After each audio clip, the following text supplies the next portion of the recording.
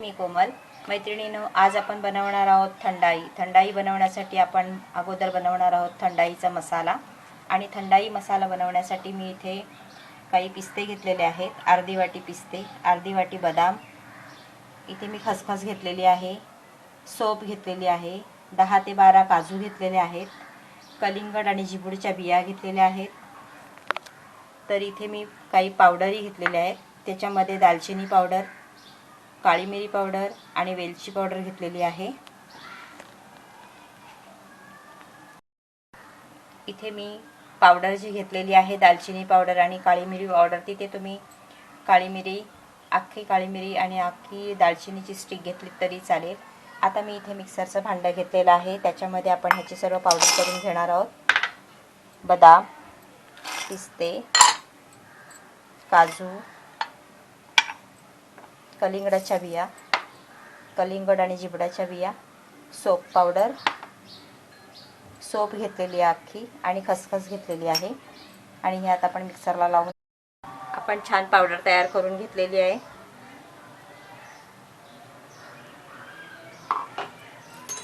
आता ही छान आपण मिक्स करून घेणार आहोत. त्याच्यामध्ये आपण वेलची पावडर, दालचिनी पावडर आणि काळी मिरी पावडर मिक्स करणार आहोत.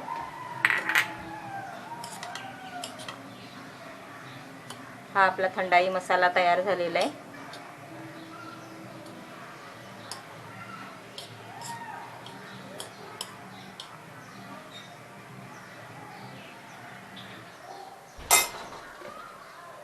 आपला थंडाई मसाला तयार आहे.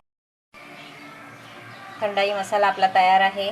आता मी इथे 400 ml दूध घेतलेलं आहे, तुम्ही पाहू शकता.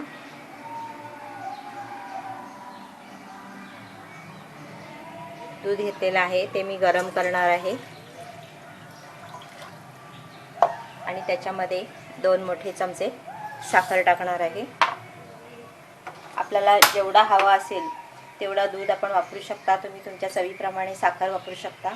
आता हे दूध आपण गरम करून साधारण थंड करायचे, कोमट करायचे.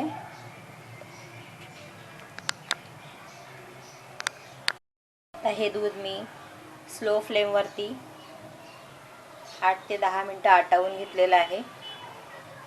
त्याच्यामध्ये साखर छान विरघळलेली आहे. आता मी गॅस बंद करते आणि हे साधारण थंड होऊन घेते. दूध आपला 50% थंड झालेला आहे. तसं तो गरमच आहे अजून. आणि गरम असतानाच त्याच्यामध्ये आपण हे थंडाई मसाला टाकणार आहोत, जो तो आपण तयार केलेला आहे. इथे आपण पूर्ण 400 ml दूध घेतलेलं आहे. त्याच्यामध्ये आपण आपल्या आवडीप्रमाणे हा मसाला वापरू शकतो. मी ते 2 चमचे वापरते. छान मिक्स करते आणि हा मसाला जो आपण गरम गरम दुधामध्ये घातलेला आहे त्याच्यामुळे ते व्यवस्थित असं मिक्स होऊन छान दाटसरपणा येईल त्याला. आणि पूर्ण गार करून मगच आपण ते सर्विंग ग्लासमध्ये काढणार आहोत.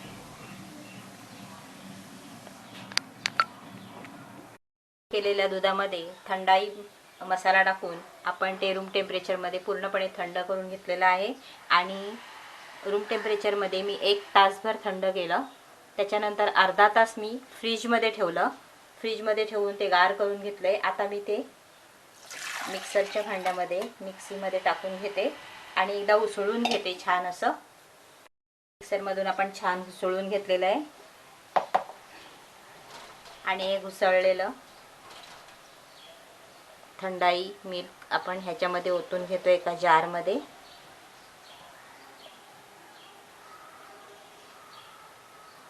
मस्त फेटून घेतलेलं आहे.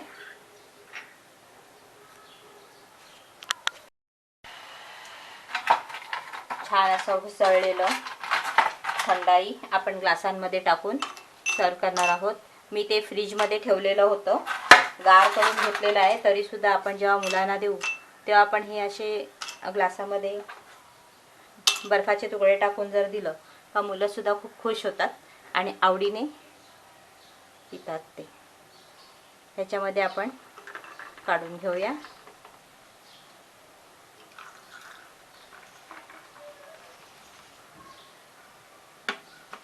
अशा प्रकारे मी ग्लासामध्ये काढून घेतलेलं आहे.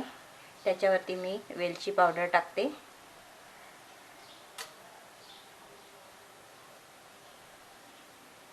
आणि थोडीशी सोप पावडर टाकते.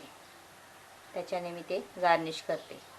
मस्त असं आपलं थंडाई तयार आहे. मैत्रिणींनो, थंडाई म्हटलं की राजस्थानची रेसिपी असते. राजस्थानमध्ये होळी आणि महाशिवरात्रीच्या वेळेस अशा प्रकारे थंडाई बनवली जाते. पण हे जे ड्रायफ्रूट्स मी सुकेच त्याच्यामध्ये मिक्स केलेले आहेत पावडर करून, तर तिथे ती लोक आदल्या दिवशी रात्री काजू, बदाम, पिस्ते, कलिंगडाच्या बिया हे सर्व रात्री भिजत टाकून दुसऱ्या दिवशी मिक्सरमधून त्याची पेस्ट तयार करतात. त्याच्यामध्येच ती लोक सोप पावडर, काळी मिरी आणि दालचिनी हे सर्व त्याच्यामध्ये वाटून त्याच्यामध्ये ती लोक त्याची पेस्ट तयार करून दुधामध्ये मिक्स करून थंडाई तयार करतात. तर आपली ही थंडाई तयार आहे. तर तुम्हाला ही रेसिपी कशी वाटली? जर तुम्हाला ही रेसिपी आवडली असेल तर रेसिपी खाली नक्की लाईक करा आणि सबस्क्राईब करायला विसरू नका. धन्यवाद.